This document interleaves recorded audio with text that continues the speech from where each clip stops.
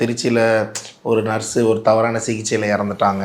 இது வரைக்கும் தமிழ்நாட்டில் வரைக்கும் பவர் கட்டே நடந்துடாத மாதிரியும் எந்த சிறுமிக்கு எந்த குடும்பமும் நடந்துடாத மாதிரியும் இன்றைக்கி பேசக்கூடாது. சரி, அனுபவமான அமைச்சர்லாம் வந்து இப்போ கொஞ்ச நாள் எவ்வளோ நாள் என்ன பண்ணிட்டாங்க நம்மளுக்கு தடாவிடான்னு பேசி உளறிட்டு வாயடிக்கிற கேரக்டர் லூஸ்டாக கொடுறவர் இல்லை. 4 வார்த்தை பேசினாலும் நச்சுன்னு அமைச்சர்கள் கொடுக்கறதுலையும் இலாக்கா கொடுக்கறதுலையுமே பல பிரச்சனைகள். எப்படி நீங்கள் அறநிலைத்துறை அமைச்சரை ஒரு பார்ப்பனருக்கு ஏன் கொடுக்கக்கூடாதுன்னு கேட்டேன். அறநிலைத்துறை என்பது யார்கிட்ட கொடுக்கணும்னா கடவுள் நம்பிக்கை உள்ள ஒரு திட்டம் கொடுக்கணும், அவ்வளோதான் மேட்டர். இந்த அமைச்சர்கள் 8 தலித் மந்திரிகள் இருந்தாங்க, அதை சொல்லுங்கள், அதை பாராட்டு. அதுவும் தான் ஃபஸ்ட் டைம். ஆமாம், அதுவும் ஃபஸ்ட் டைம். எல்லாமே புதுசு. நம்ம எல்லாம் தவிச்சிட்டு இருந்தோம், என்னடா இது ஒரு ஆல்டர்னேட்டே இல்லையே, 60 வரணுமே இந்த அநியாயங்களை யாரும் தட்டி கேட்க மாட்டாங்களா, நம்ம இப்படியே தான் போயிட்டு இருக்குமா, இந்த சட்டம் ஒழுங்கு இப்படி தான் இருக்குமா, மாற்றம் வேண்டும் அப்படிங்கிறது. மாற்றம் வேணுங்கிறது தான் மக்களோட நிலையான மாற்றம். யார் வந்தால் கொடுப்பான்னு அவங்க கொண்டு வந்து இல்லை அப்படின்னு திரு சீமான் பக்கம் தானே போயிருக்கணும். அதுதான் சொல்கிறேங்க. ஏன்னா அவர் கிட்டத்தட்ட ஒரு 15-18 வருடங்களா போராடிட்டு இருக்காரு மக்களுக்கு. அதான் சொல்கிறேன். எப்படி சார் அந்த அனுபவம் உங்களுக்கு விஜய் அவர்களோட? இல்லை, இந்த அனுபவத்துக்காக நான் ரொம்ப ஆசைப்பட்டேன். 2017 அவர் சந்தித்து நீங்கள் அரசியலுக்கு வரணும் வற்புறுத்திய முக்கியமான சில பேரில் நானும் ஒருத்தன். விஜயகாந்த் சார் வந்து செஞ்சிருவார்னு நான் ரொம்ப எதிர்பார்க்கப்பட்டிருந்தேன். அவருடைய உடல்நிலை ஒத்துழைக்க மாட்டேங்குது, கொஞ்சம் கஷ்டத்தில் இருக்கார். இப்போ நீங்கள் வந்தால் தான் செய்ய முடியும்னு அவர்கிட்ட போய் நான் பேசுகிறேன். 2017 இந்த சிந்தனை எனக்கு இருக்குன்னு தான் இருக்கும். ஈஸியாக அணுகக்கூடிய முதல்வராக திரு விஜய் அவர்கள் இருப்பாரா? இந்த மாதிரி வந்து எங்களுக்கு நினைக்கிறோம், நாங்கள் போன அன்னைக்கு வரிசையாக கொஞ்சம் அதிகமாகிடுச்சு, டைம் டிலே ஆகிடுச்சுன்னு லஞ்சே ஸ்கிப் பண்ணி சாப்பிடாமல் எல்லாத்தையும் பார்த்து முடிச்சோம். சம்மர் வந்தாச்சு. What's your plan for this holiday? எங்க கிட்ட விட்டுருங்க, நாங்க பாத்துக்கிறோம். VGT holidays. GT Holidays, South India's #1 travel brand. BCA Cyber Security, AI and ML, BBA Digital Marketing, FinTech and Digital Banking போன்ற Industry 4.0 courses join பண்ண JNN College of Arts and Science, Redis, Chennai.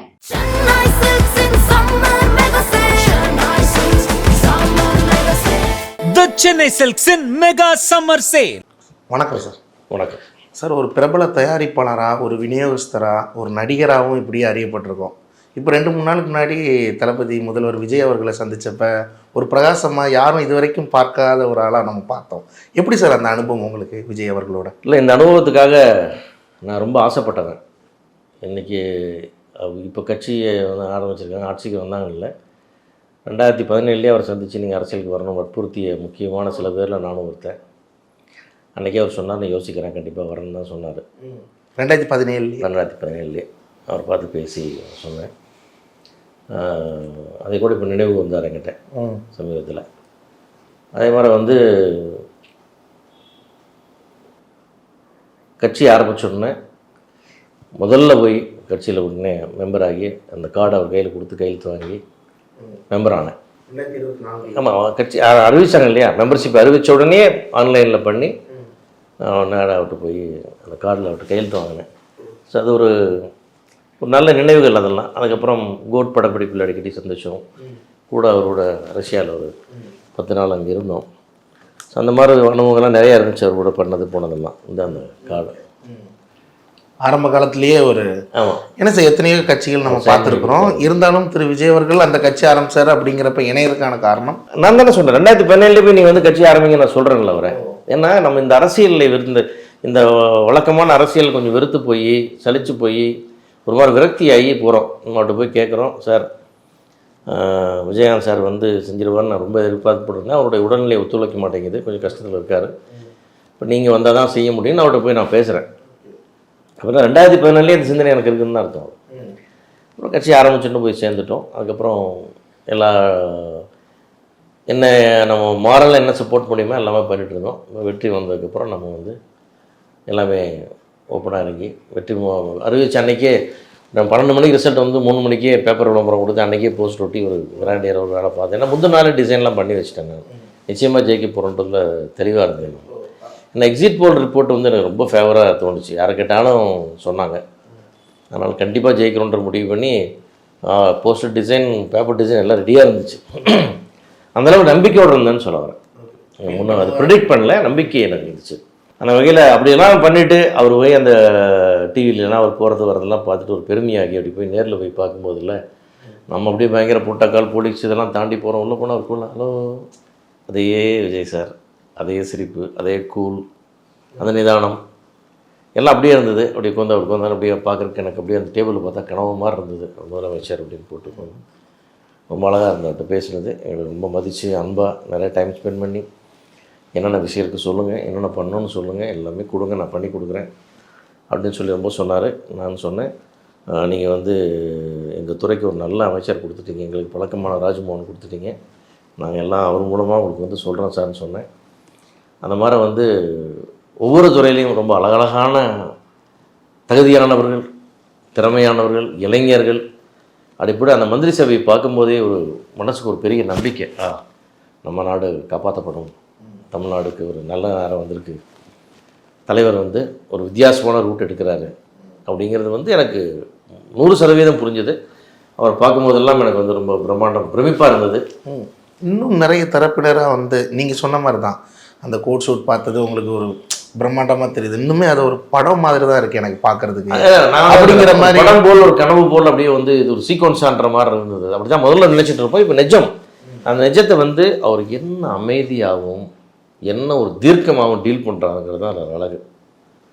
அந்த வந்துட்டோமே அந்த பரபரப்பு, தாறுமாறாக ஸ்டேட்மெண்ட்டை விடுறது, சவடால் விடுறது, இந்த மாதிரிலாம் எதுவும் இல்லாமல் அதை போயிட்டேன், நான் வேலையை பார்க்குறேன் விடுங்க. அந்த மாதிரி தன்னுடைய அமைதியவே மிகப்பெரிய ஆயுதமாக மாற்றி வச்சுக்கிட்டு உட்காந்துட்ருக்கார். பெரிய அனுபவம் இல்லாத ஒரு சிறிய வயது அமைச்சர்கள்லாம் நம்ம இப்போ பார்க்க முடியுது. இது வரைக்கும் இந்த வரலாற்றிலே நம்ம இப்படி பார்த்ததில்லை. 28 வயசு ஒரு பெண்மணி எல்லாம் அமைச்சராக இருக்காங்க. அதை எப்படி சார் பார்க்குறீங்க? சார், ஒரு அமைச்சர் அப்படின்னா இப்போ நீங்கள் வந்து ஒரு அமைச்சரை வந்து ஒரு கால்நடை துறையில் இருக்காருன்னு வச்சுக்கோங்களேன், அவரை தூக்கி நீங்கள் வந்து ஒரு கல்வித்துறைக்கோ வேறு ஏதோ துறைக்கோ மாற்றினீங்கன்னா உடனே அவர் எல்லா நாலேஜும் அதில் இருக்கிறாருன்னு அர்த்தம் இல்லை. அவர் அந்த சீட்டில் போய் கூறுவார், அதுக்கேற்ற அதிகாரிகள் கூட வருவாங்க, அந்த துறை அதிகாரிகள் வருவாங்க, ஐஏஎஸ் இருப்பாங்க, செக்ரட்டரிஸ் இருப்பாங்க, அவங்க வந்து எக்ஸ்பிளைன் பண்ணுவாங்க, இது இந்த துறையில் என்னென்ன விஷயங்கள் இருக்குது, இதோடைய அளவு இவ்வளவு, இதோட பிரச்சனை இவ்வளவு, ப்ளஸ் மைனஸ், கொஞ்சம் ஒரு 2 நாள் அதை பற்றி டிஸ்கஸ் பண்ணோன்னே உங்களுக்கு அது மைண்டில் ஏறிடும். அதை வச்சுட்டு அதிகாரிகள் வந்து அரசாங்கத்தின் பாயிண்டாக ஒரு ஆஃபீஸராக பார்ப்பாங்க, நீங்கள் மக்கள் பிரதிநிதியாக அதை பார்த்து முடிவெடுக்கணும். இந்த அமைச்சருடைய பணி. இதை செய்கிறதுக்கு வந்து முக்கியமாக வந்து கொஞ்சம் அறிவு கூர்மை வேண்டும், ஓரளவுக்கு படிப்பு வேணும். இதெல்லாம் இருக்கிற இளைஞர்கள் தான் இப்போ வந்திருக்கிறாங்க. எல்லா அமைச்சர்களும் ஒரு நாள் இப்படி வந்து ஆரம்பித்தவங்க தான். இன்றைக்கி நம்ம சொல்கிற சீனியர் மோஸ்ட் மினிஸ்டர் கூட ஒரு நாள் பிகினர். ஆமாம், ஃபஸ்ட்டு எல்லோரும் ப்ரீகேஜில் ஸ்டார்ட் பண்ணி தான் வந்தவங்க பிஹெச்டிக்கு. அதனால் அந்த மாதிரி தான் இதுவும் வந்துருக்கிற எல்லாருமே இளைஞர்கள், படித்தவர்கள் ஓரளவுக்கு எல்லாருமே அவங்க உடனே அப்சர்வ் பண்ண 2 நாளில் அதிகாரிகள் சொல்ல போகிறாங்க, பார்த்துட்டு இப்போ மக்களுடைய குறைகள் என்ன, இந்த துறையில் என்ன பண்ணணும், இந்த இது பண்ணணுமோ அது பண்ணணுமோ முடிவெடுத்து அவங்க வேலையை இறங்கிடுவாங்க.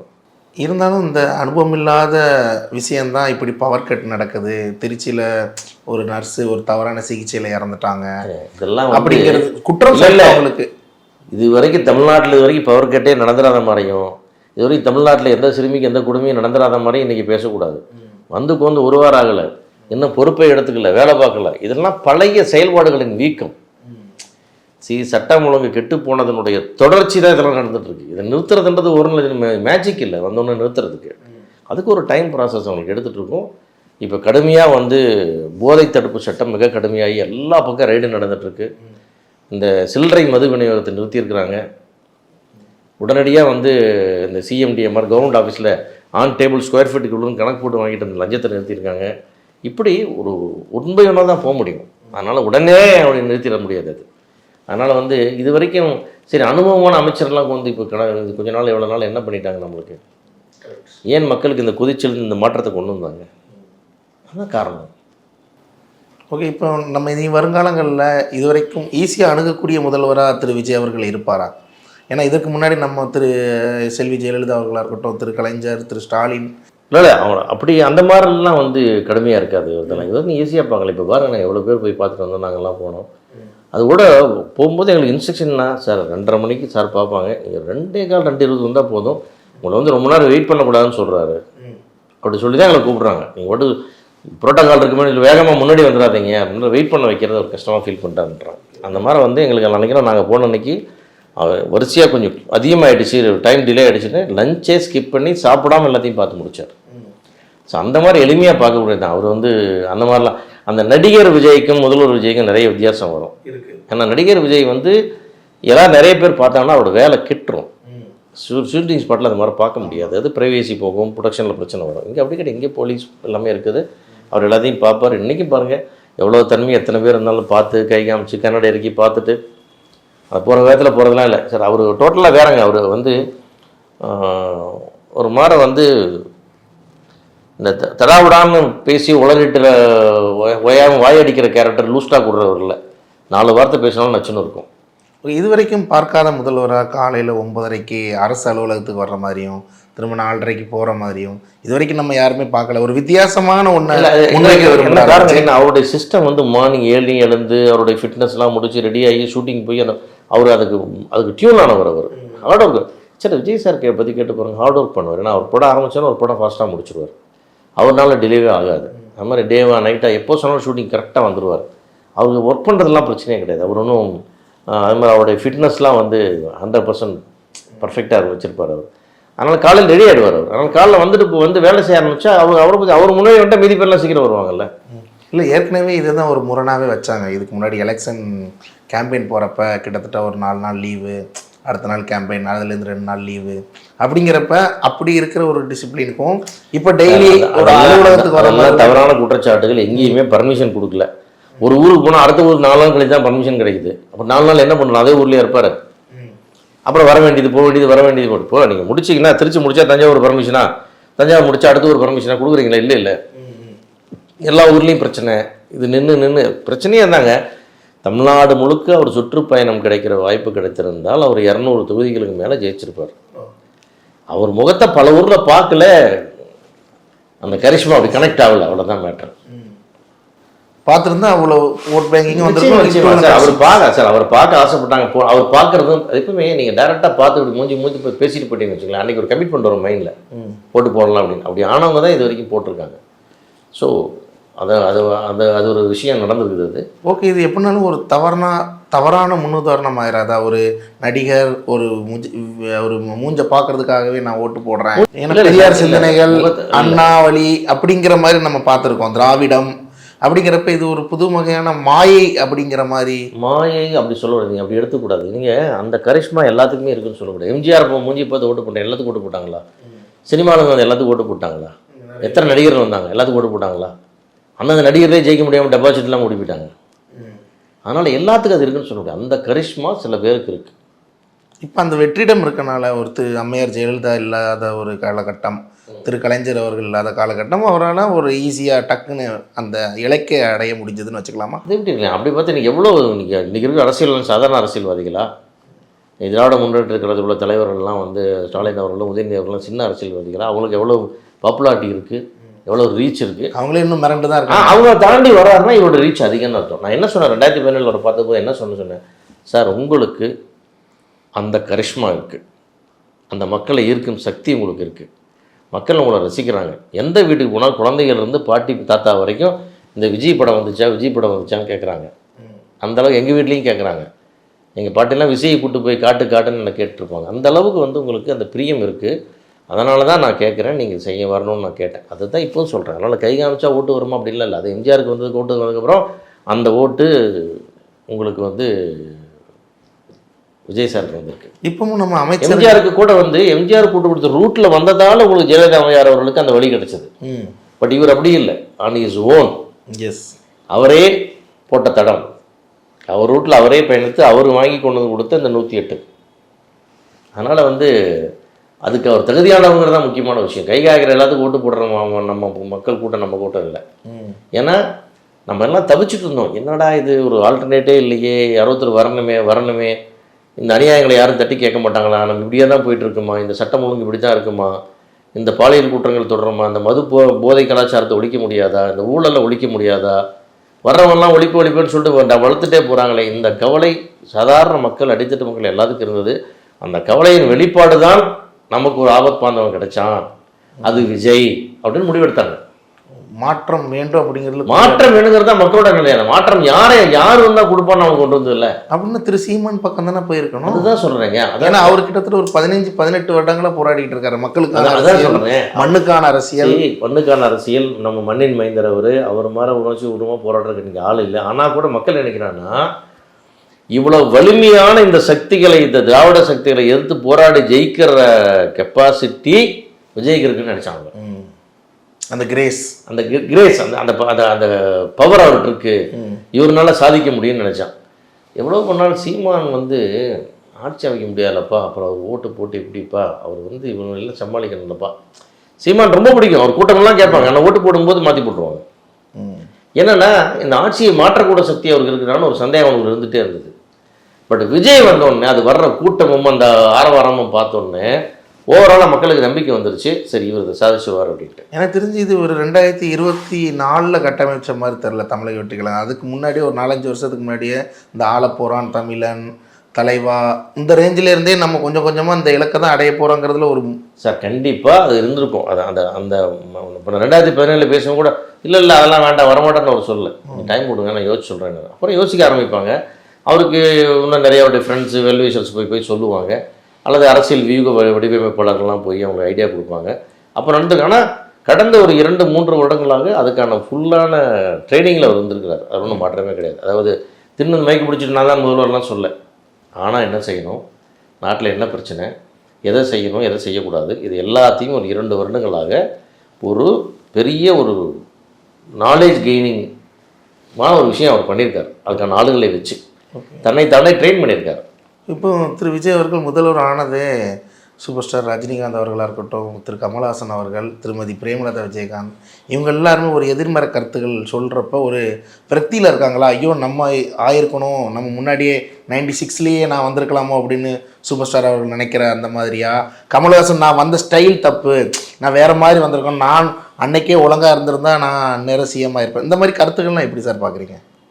இல்லை அது வந்து அவங்க அப்படி நினைக்கல, அப்படி நினைக்கிறதா நாம இருக்கிறது சொல்லி மக்கள் அப்படி பார்க்குறாங்க, நம்ம மக்கள் முடிவு பண்ணிட்டாங்க, அது யாரும் மாற்ற முடியாது, அவ்வளோதான். இது வந்து எல்லாத்துக்கும் எழுதியிருக்கு, இன்னாருக்கு இன்னும் எழுதி வச்சிருக்கு. அதில் வந்து அது விஜய் சாருக்குன்னு எழுதி வச்ச விஷயம் அது. அது என்னென்னா எல்லோரும் நம்ம ஒரு பஸ்ஸை மிஸ் பண்ணிட்டோம்னு வச்சுங்களேன், அப்புறம் அந்த பஸ்ஸை திருப்பி பிடிக்க முடியாது, வேறு பஸ் தான் ஏறப்போம். அந்த மாதிரி அந்த பஸ்ஸை மிஸ் பண்ணிட்டோன்ற ஃபீல்லாம் எனக்கு தெரிஞ்சு பெரிய அவங்களெல்லாம் வச்சுக்கிறவங்களாம் லெஜெண்ட்ஸ். அவங்க வந்து அவங்களுக்கு என்ன கடவுள் எதை கொடுக்கல, என்ன கிடைக்கல, இனிமேல் இதை வச்சு தான் அப்படின்னு இல்லை. விஜய் சாருடைய நோக்கம் வந்து இன்றைக்கும் ஒரு 200 கோடி ரூபா சம்பளம் வாங்குற ஹீரோ. இன்றைக்கும் தமிழ் இண்டஸ்ட்ரி நம்பர் 1 யாருன்னு கேட்டால் commercial market business wise number 1 Vijay sir. இதை விட்டுட்டு போகிறதுன்னா அந்த மனசுக்குள்ளே என்ன இருக்கணும், நாம் எதாவது செய்யணும், எனக்கு செஞ்ச மக்களுக்கு நான் செய்யணும், இங்கே ரொம்ப அநியாயம் நடக்குது, இதை சரி பண்ணணும். இப்பவும் நீங்கள் சொல்கிற மாதிரி திரையுலகராக இருக்கட்டும், பொதுமக்களாக இருக்கட்டும், திரு விஜய் அவர்கள் மேலே எந்த நம்பிக்கை இல்லாமல் இல்லை. ஆனால் அவர்கள் கூட இருக்கிற அந்த அமைச்சர்கள், ஏன்னா அவங்க வேற ஒரு கட்சியிலேருந்து பல கட்சிகள் இருந்துக்கிட்டு அங்கே ஊழல் பண்ணிக்கிட்டு இங்கே வந்து சேர்றாங்க, அப்படிங்கிறப்ப இவர் எப்படி ஊழல் இல்லாத அரசு அமைக்க முடியும் அப்படிங்கிற கேள்வி தானே அவங்கக்கிட்ட இருக்குது. அப்படி இல்லைங்க, தலைவன் நேர்மையாக இருந்தால் மீதிக்கு ஒரு வாழ் வரைக்கும் நேர்மையாக இருந்தே தீரணும். அவர் நேர்மைன்ற ஒரு கொள்கையை முடிவு எடுத்துட்டார். அதுக்கப்புறம் யாரும் அதை தடமாற முடியாது. தடமாறி போனால் தூக்கி ஒரு நிமிஷத்தில் வெளியே போட்டுருவாரு. நாங்கள் அதான் சொல்கிறேன், அங்கே இருக்கிற எல்லாமே விஜய்க்காக. அவங்க இருக்கிற மொத்த ஓட்டு விஜயோட ஓட்டு. ஆமாம், யாரும் எந்த ராமசாமி குப்புசாமிக்கு யாரும் ஓட்டு போடல, எல்லாமே விஜய்க்காக விழுந்த ஓட்டு. அந்த விஜய் இன்றைக்கு பார்த்து உன் நடவடிக்கை சரியில்லை, நீ வெளியே போன்னு சொல்லிட்டு அவன் வாழ்க்கை முடிஞ்சிச்சு, அரசியல் வாழ்க்கை முடிஞ்சிச்சு. அதுதான் உண்மை. மக்கள் வந்து யார் சொன்னால் கேட்பாங்க, விஜய் அவர்கள் சொன்னாங்க இந்த சோன்ஸோ தப்பு பண்ணால் நான் வெளியே அனுப்பிச்சிட்டேன், முடிஞ்சுது, அவர் என்ன வேணால் ப்ராப்ளம் பண்ணிக்கிட்டு அதுக்கப்புறம் போய். இப்போ திரு விஜய் அவர்களை இம்ப்ரெஸ் பண்ணுறதுக்காகவே அமைச்சர் அவர்களாக இருக்கட்டும், அவங்க கட்சிக்காரங்களாக இருக்கட்டும், இந்த அரசு விழாக்களில் கலந்துக்கிட்டு அதில் மைக்கில் பேசுகிறது, ஒரு ரீல்ஸ்லாம் எடுத்துக்கிட்டு, இது ஒரு டிஃப்ரெண்ட்டான ஒரு நடைமுறை மாதிரி தெரியலையா பார்க்குறது? முதலமைச்சர் பாட்டு பாடி வாழ்த்துறதெல்லாம் இத்தனை வருஷம் நம்ம பார்த்துட்டு இருந்துட்டு இந்த கேள்வி நீ கேட்கலாமா? என்னெல்லாம் பாடியிருக்காங்க, என்னெல்லாம் வாழ்த்திருக்காங்க, யோசிச்சு பாருங்க. நீ சட்டசபையில் வந்துட்டு ஒரு 10 நிமிஷம் முதல்வருக்கு வாழ்த்து பாட சொல்லிட்டு தான் அதுக்கப்புறம் சப்ஜெக்ட்டுக்கே வருவாங்க. அந்த மாதிரிலாம் இல்லைங்களா சார்? எதுவாக இருந்தாலும் இப்போ நானே பேசினா கூட எனக்கு நான் விஜயை பற்றி 4 வார்த்தை பாராட்டி பேசிட்டு தான் ஒரு விஷயத்துக்கு போவேன்.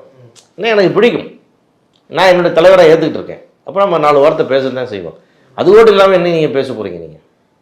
அதனால் அந்த மாதிரி நீங்கள் மற்ற கட்சிகளுடைய துதிப்பாடிகளையெல்லாம் இது கணக்கெடுத்து பார்த்தீங்கன்னா இல்லை 5% கூட இருக்காது. இதில் ஒரு மரியாதை புரோட்டோகால்னு ஒன்று இருக்குது. மாண்புமிகு முதல்வர் சொல்கிறத விட என் உயிருக்கு உயிரான முதல்வர் 2 வார்த்தை சேர்த்து சொல்லுவாங்க. அது தன் அன்பின் வெளிப்பாடு. முன்னே இருக்கிறத விட கம்மியாக தான் இருக்குது, ரொம்ப கம்மியாக இருக்குது. உண்மையெல்லாம் அது மட்டும்தான் இருக்கும், மேட்டரே இருக்காது. அவங்கள பற்றி பாட்டு பாடிட்டு உட்காந்துருவாங்க. அதெல்லாம் விடுங்க, அதெல்லாம் சார் அதெல்லாம் தாண்டியாச்சுங்க. இன்றைக்கி வந்துருக்கிற அமைச்சர்கள் அற்புதமான ஒரு படையை கொடுத்துருக்காரு. அப்படி அழகாக வந்தால் நீங்கள் வந்து ஒரு புசியானது போய் பாருங்கள், பேசி பாருங்கள். நம்ம வீட்டில் இருக்கிற ஒரு பெரியவரோட பேசுகிற மாதிரி என்ன ஒரு எளிமை, இயல்பு, அப்படி அற்புதமான ஒரு மனிதர் அவர். அப்படியே கான்ட்ராஸ்ட் ஆதவர்ஜனாட்ட போங்க, முழு வேகம், ஸ்பீடு, இளைஞன். தலைவர் சொல்லிட்டார், லஞ்ச லாவணியமற்ற ஊழலற்ற ஆட்சியை அமைச்சியை தீர்வோம். இப்போ அமைச்சர் ஆனதுக்கப்புறம் போனால் செய்ய முடியாது, நிறுத்தியாச்சு, எவனும் உள்ளே போக முடியாது, காசு கொடுக்க முடியாது, ஸ்கொயர் ஃபீட் காசு கிடையாது, இதை நிறுத்து, அதை நிறுத்து, அதை நிறுத்து, எல்லாம் முழு வேகத்தில் இருக்காங்க. அதுக்கப்புறம் ஆக்ரோஷமாக ஒருத்தருக்கு வந்துருக்காரு. அப்படியே போனீங்கன்னா உங்களுக்கு வந்து அருள்ராஜ், மெத்த படித்தவர், ஒரு பக்கம் விவசாயி, இன்னொரு பக்கம் படிப்பாளி, அவர் ஒரு பக்கம் நின்றுட்டுருக்காரு. அங்கே போனால் நம்ம சொக்கத்தங்கம், எங்களுடைய KA செங்கோட்டையன், என் மண்ணுக்கு சொந்தக்காரர். அவர் எத்தனை 10வது முறையாக மேலேயா இருக்காருன்னா அந்த மக்கள் எவ்வளோ அன்பு வச்சுருப்பாருன்னு பாருங்கள். எளிமையின் உருவம். அவரெல்லாம் வந்து இருந்தார்னு வச்சுங்களேன், அவருக்கு ஒரு தவறுக்கும் இடம் கொடுக்க மாட்டார். அவரெல்லாம் வந்து மிக நேர்மையின் உச்சம். அவரெல்லாம் இப்போ இந்த அமைச்சர்கள் கொடுக்கறதுலையும் இலாக்கா கொடுக்கறதுலையுமே பல பிரச்சனைகள். எப்படி நீங்கள் அறநிலைத்துறை அமைச்சரை ஒரு பார்ப்பனருக்கு ஏன் கொடுக்கக்கூடாதுன்னு கேட்டேன். கண்டிப்பாக நான் சொல்கிறது இல்லை, இது வரைக்கும் பொது தொழில தலித்து நிற்க வச்சு ஜெயிக்க வைக்க முடியும் விஜயனாலான்னு ஏன் அறநிலைத்துறை பார்ப்பனர் கூட? அறநிலைத்துறை ஏன் மத்தியில் ஒருத்தனை கொடுத்துருக்க வேண்டியது, அவ்வளோதான். அறநிலைத்துறை என்பது யார்கிட்ட கொடுக்கணும்னா கடவுள் நம்பிக்கை உள்ள ஒருத்தட்டு கொடுக்கணும், அவ்வளோதான் மேட்டர். கடவுள் நம்பிக்கை இல்லாமல் கோயில் வித்து திங்கிறவன்ட்ட கொடுக்கக்கூடாது. அந்த வகையில் கொடுக்குது. இதுல என்ன இருக்குது? அதாவது இல்லை சார், ஒரு 1958 காலத்துலேருந்து இது வரைக்கும் ஒரு பார்ப்பன சமுதாயத்தை சேர்ந்த ஒரு அமைச்சரை கூட பார்க்க முடியாது, முதலமைச்சர் அம்மையார் ஜெயலலிதாவை தவிர்த்து. ஆமாம். அப்படிங்கிறப்ப இது ஒரு வாண்டடாக நான் இதை வைப்பேன் அப்படிங்கிற எந்த அமைச்சரில் 8 தலித் மந்திரிகள் இருந்தாங்க, அதை சொல்லுங்க. அதை பாருங்க. அதுவும் இதுதான் ஃபர்ஸ்ட் டைம். ஆமாம், அதுவும் ஃபர்ஸ்ட் டைம். எல்லாமே புதுசு. அவரை பொறுத்தவரைக்கும் யாரையும் ஒதுக்காதீங்க, ஏன்னா யாரையும் ஒதுக்காதீங்க. எல்லாரும் வேணும், எல்லாரும் வேணும். தலித்தும் வேண்டும், ஐயரும் வேண்டும், முஸ்லீமும் வேண்டும், கிறிஸ்டியனும் வேண்டும், இந்துவும் வேணும், எல்லாம் வேணுங்கிறது அவரோட பாலிசி. இதைத்தான் அவர் இப்படி காட்டுறாரு உங்களுக்கு. சார் அப்படி ஒருத்தர் கொண்டாந்து அப்படி மினிஸ்டராக போடுறோம், அது சொல்கிறதுக்கே ஒரு தைரியம் வேணும். ஆமாம், போடுவேன், என்ன பிரச்சனை உங்களுக்கு? மக்கள் தானே தேர்ந்தெடுத்தாங்க அவரை. அந்த ஸ்ரீரங்கம் தொகுதி தானே ஓட்டு போட்டு அனுப்பிச்சாங்க அவரை. ஏன் போட்டால் என்ன தப்பு? அவர் என்ன பண்ணுவார்? தீண்டத்தகாதவர் அவர். கரெக்ட். அதெல்லாம் என்ன தவறு இருக்குது? அது மட்டும் இல்லாத வந்து அதாவது நம்மளோட அதிகமாக இன்னும் பக்தி அந்த மாதிரி விஷயங்கள் எல்லாம் அதிகமாக தெரிஞ்ச கடைபிடிக்கக்கூடிய ஒரு வழிய ஒரு வம்சம் அது. ஓகே சார், இறுதியாக கேட்குறேன், இப்போ இருக்கிற இந்த முதலமைச்சர் நாற்காலிங்கிறது அதே மாதிரி இன்னொன்று சொல்லிடுறாருங்க. அந்த அமைச்சர் லிஸ்ட்டில் பார்த்தா வெங்கட்ரமணன் அவரும் அப்படிதான் நல்ல படிப்பாளி. அவரும் வந்து நீங்கள் சொன்ன மாதிரி பிராமண சமுதாயத்தில் வந்திருக்காருன்னா அதையும் ஐயர் ஆமாம் இருக்கட்டுமே, எல்லாம் ஒன்று தானே. அந்த மாதிரி வந்து அவங்கெல்லாம் வந்து ஒரு சிஸ்டமேட்டிக்காக இந்த இயக்கத்தில் ஒரு 4 வருஷமாக வேலை பார்த்து கூடவே வந்து ட்ராவல் பண்ணவங்க. அது ஆடிட்டர் அப்படிங்கிறதுக்காக அந்த அமைச்சர் பதவி அது என்ன அப்படி இல்லை, வெறும் ஆடிட்டர் மட்டும் இல்லை, இந்த இயக்கத்தில் இந்த 4 வருஷமாக வேலை பார்த்துருக்காங்க எல்லாரும். அதாவது இந்த எப்படி ஒரு கட்சி ஆரம்பிச்சு என்னங்க பண்ண முடியும்னு இந்த முதல் பேஜ் எழுதும்போது தான் அவங்கெல்லாம் கூட இருக்கிறவங்க. இத்தனை நாளாக வேலை பார்த்து இந்த இப்படி ஒரு கட்டமைப்பு உருவானதுக்கு இவங்கெல்லாம் காரணம். இவங்க தான் பில்லர்ஸ். அது மாதிரி பண்ணுங்க. எங்களோட துறை அமைச்சர் ராஜ்மோகன் அன்றைக்கி வந்தோடனே ஒரு வாழ்த்து சொல்லி உங்களை சந்திக்க ஒரு அப்பாயின்மெண்ட் வேணும்னு ஒரு மெசேஜ் போட்டேன். உடனே லைனில் வந்தார், அண்ணா என்னங்க அது அப்பாயின்மெண்ட்லாம் கேட்குறீங்க, உங்கள் ஆஃபீஸ் எப்போ வேணா வாங்க. இப்படி ஒரு அமைச்சர் எங்களுக்கு வேணும், எங்கள் துறைக்கு வேணும். அந்த மாதிரி எல்லாருமே வந்து நீங்கள் அப்படி வரிசையாக போட்டிருக்கா பாருங்கள். எத்தனை அமைச்சர்கள், எத்தனை இளைஞர்கள். நீங்கள் அந்த கோரிக்கைலாம் வச்சிங்களா சார்? இப்போ இந்த தயாரிப்பாளர்களுக்கெல்லாம் அந்த கடன் தெரியாமல் கடன் வாங்கிடுறாங்க, அந்த மாதிரி பிரச்சனைகள். கடன் பிரச்சனைலாம் கவர்மெண்ட் ஒன்றும் பண்ண முடியாது. நான் கடன் வாங்கி நான் கொடுக்க மாட்டேன், இதுக்கெல்லாம் கவர்மெண்ட் என்ன பண்ணும்? ஆனால் அதுக்கான ஒரு நெறிமுறைகள் வழிமுறைகள் அப்படிங்கிற மாதிரி ஏதாவது. இதெல்லாம் தொழில். இப்போ எவ்வளோ இண்டஸ்ட்ரியில் லாபம் வருது, நஷ்டம் வருது, செக்யூரிட்டி இண்டஸ்ட்ரி, இதுக்கெல்லாம் கவர்மெண்ட் பொறுப்பேற்று. அது விஷயம் இல்லை சார், நம்ம அதுக்கெல்லாம் போகவே இல்லை. நாங்கள் கேட்டதெல்லாம் எங்களுக்கு பைரசியை கட்டுப்படுத்தி கொடுங்க, அதுதான் எங்களை சினிமாவை ரொம்ப கொண்டுட்ருக்கு. தெலுங்கானா இருக்கிற மாதிரி சிஸ்டம் பண்ணி கொடுங்க, எங்களுக்கு கவர்மெண்ட் சப்போர்ட்டோடு எங்களுக்கு பண்ணி கொடுங்க. நம்பர் ஆஃப் ஷோஸ் இன்க்ரீஸ் பண்ணிக்கிறதுக்கு பர்மிஷன் கொடுங்க, ஷூட்டிங் பர்மிஷன் ஈஸி பண்ணி கொடுங்க. பண்ணி தருவார் நம்புறீங்களா? நிச்சயமாக பண்ணி தரேன். நாளைக்கு திங்கட்கிழமை மணிக்கு எங்களுக்கு நல்ல அறிவிப்புலாம் வரும்னு எதிர்பார்த்துட்ருக்கோம் நாங்கள். சம்மர் வந்தாச்சு. What's your plan for this holiday? எங்க கிட்ட விட்டுருங்க, நாங்க பாத்துக்கிறோம். VGT Holidays. GT Holidays, South India's #1 travel brand. BCA Cyber Security, AI and ML, BBA Digital Marketing, Fintech and Digital Banking போன்ற Industry 4.0 courses join பண்ண JNN College of Arts and Science, Redhill, Chennai.